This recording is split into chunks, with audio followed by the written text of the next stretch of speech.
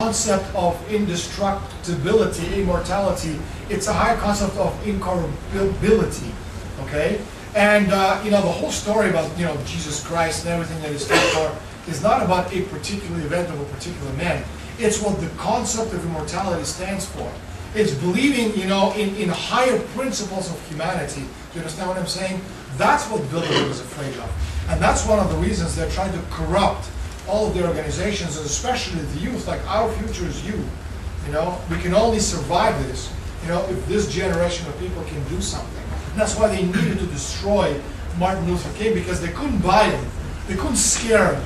They couldn't, you know, they couldn't do anything to him, you know, because, you know, he believed in higher principles. And that's why they had to destroy him. That's why, you know, Noam Chomsky is a degenerate, because that's the man who's behind, you know, that destruction. Does that answer your question? Yeah. It's again, if you want me to say, you know, does anybody in the church attend? No, they don't attend. Do they fight for the same principles? Yes, they try to, you know, get as many people on their side as possible. I'm going above the church. I'm going to what, you know, the church should represent and doesn't. All right? It's not an earthly concept. It's a concept of higher principles. You know, and I don't know if you, are you familiar, like I mentioned the name earlier, but again, now I'm thinking, like, do you know who Cardinal Nicholas of Cusa is? No. You know, this is like the most important man in the last 650 years of human history. And if you want to understand what, you know, the higher principles of humanity and the Catholic Church means, read, you know, his Concordatia Catholica. You know, you could read it in English, you could read it in many different languages. That's the man you should be reading, and not Madonna and whatever, like, you know, other. Nicholas of Cusa, C-U-S-A, Cusa. It's pronounced Cusa. He's a cardinal, was a cardinal, but he was more than a cardinal. He was a thinker, he was a humanist, you know, he was a visionary, he was a philosopher, he was a scientist, he was everything. When did he live? Italy, Italian. When? He lived at the period of the Council of Florence, all right? In the Council of Florence, 1439, 1440, talking about, you know, mid of that century to the end of that century.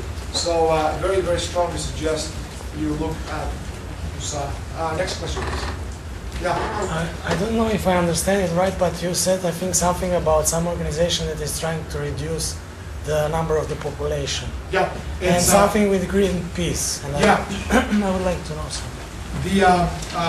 I talked about the Club of Rome. Can you guys still hear me at the back? My voice is beginning to go. Okay. Talking about the Club of Rome. And the Club of Rome is the foreign policy arm of Bilderberg. As a matter of fact, back in the 70s and the 80s, they've put out papers like, you know, Limits to Growth, which was a very, very important paper about, you know, reducing the levels of growth. And CFR did the same thing with their 1980s project. You see, the whole idea of reducing growth, you know, if you look at it from today's point of view, you know, like we've been told, you know, all this bubble stuff, right? The bubbles, all the excess of the bubble is wrong. We have to live differently. We have to go back, you know, to the roots. We have to spend less. You know, we have to make less. We have to grow less. You know, we have to eat off the land. You know, live in caves, right? Yes, yes or no? Like, yes? Or you guys heard this before or no? Yeah. It's important that you tell me yes or no, because if you haven't, I'll give you another example. It's a question. Yeah. Not like that. It's not like that. Well, what I'm trying to say is that, you know, over the past, especially since Barack Obama became president, we've been told, you know, all this excess is wrong. We have to start, you know, not grow so much because it's bad for environment. All right? It's bad for the green movement. It's bad for the nature. We're killing the planet. All right? Al Gore, you know Al Gore? Yes. Well, he's been talking about, you know, this for a very, very long time. Green man. You know, green man, green planet, green all green.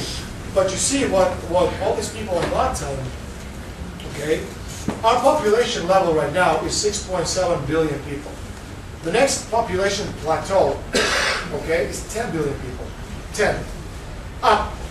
The next population plateau down is 2 billion people, okay?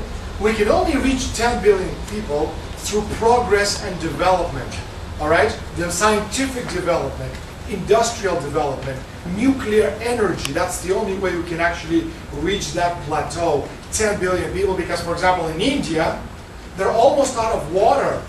all right? The water has been deposited at the levels millions of years ago. They're almost out of that water now. If you have no water, those people die. So for them to reach the next level down, okay, to burrow further down and to get the water, so people can live, the only energy source they can use is nuclear energy. So when all of these people right now are talking about, solar panels, wind panels, the wind energy, the solar energy, the solar calories, it's degeneracy to try to think or compare, a solar energy to a nuclear energy. Because nuclear energy is measured in energy flux density, per square centimeter or inch of space, and you can't compare the different types of energies with nuclear, because it's like comparing, a little scooter, with a Ferrari's engine. You just can't do that. It's not the same energy. Of course, if you have nuclear energy, you can develop the planet, and we grow as people, and we multiply. Now, people who control the world, they don't want us to multiply. They want to reduce the world's population. Huh? Why must we multiply? Well, because, our greatest good as the planet are the people in our brains. And for us to discover, universal principles of nature, the more people we have, this planet can have 20 billion people. But the problem is not only to have the people on the planet. It's a concept of going in outer space, colonizing the moon, colonizing Mars. That's what the concept of, winning kilometers of space against nature is about. That's what development is about. It's not about, living in a cave. Rockefeller can live in a cave if he wants to. It's about developing and going beyond our planet and making, leaving a better world for the future, because, we're using up as the planet almost all of the natural resources. We're almost out of, oil. We're all out of, pretty much, water and every other resources in the world. So if we go to 10 billion, we're going to have nothing left. And the only way we can actually overcome that in the next 50 years is if we use nuclear energy to help us develop the planet and go beyond this planet to other planets. That's one of the things they're trying to eliminate, this progress. And again, if we don't have this, the next level of the population down is 2 billion people. And that's what Prince Philip, Queen Elizabeth II's husband, that's what he's been saying all these years. He said, if one day I come back, reincarnated, I'd like to come back as a deadly virus that can eliminate most of the people on the planet. Okay? And that's what, that's the concept of growth and development that these people are trying to eliminate. So when you're talking about Greenpeace, all right, which is not a good organization, because the two companies who fund Greenpeace are Royal Dutch Shell, BP and Royal Dutch Shell. You understand what I'm saying? And you saw what they do. Okay? It doesn't work. It's not logical. When the Taliban came into power in 1996, they eliminated opium. Who controls Afghanistan today? The NATO alliance. This year we have the biggest opium crop in the world. You understand? Do you understand there's a correlation here? You understand that? There's a correlation. NATO controls Afghanistan. We have more drugs than ever. What does NATO do in Afghanistan? Protect the drug trade. What is the war in Afghanistan about? About drugs. What was the war in Vietnam about? It was about secret societies fighting for the drug trade. One second.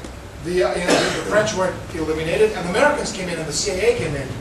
The CIA is Wall Street. Wall Street is CIA. Every director of the CIA comes from the biggest and most important, Wall Street corporations. And that's the whole point of the drug trade.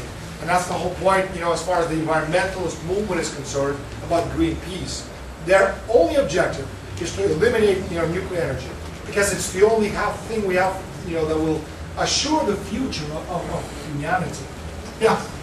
Can you tell us anything about 9/11? Shortly.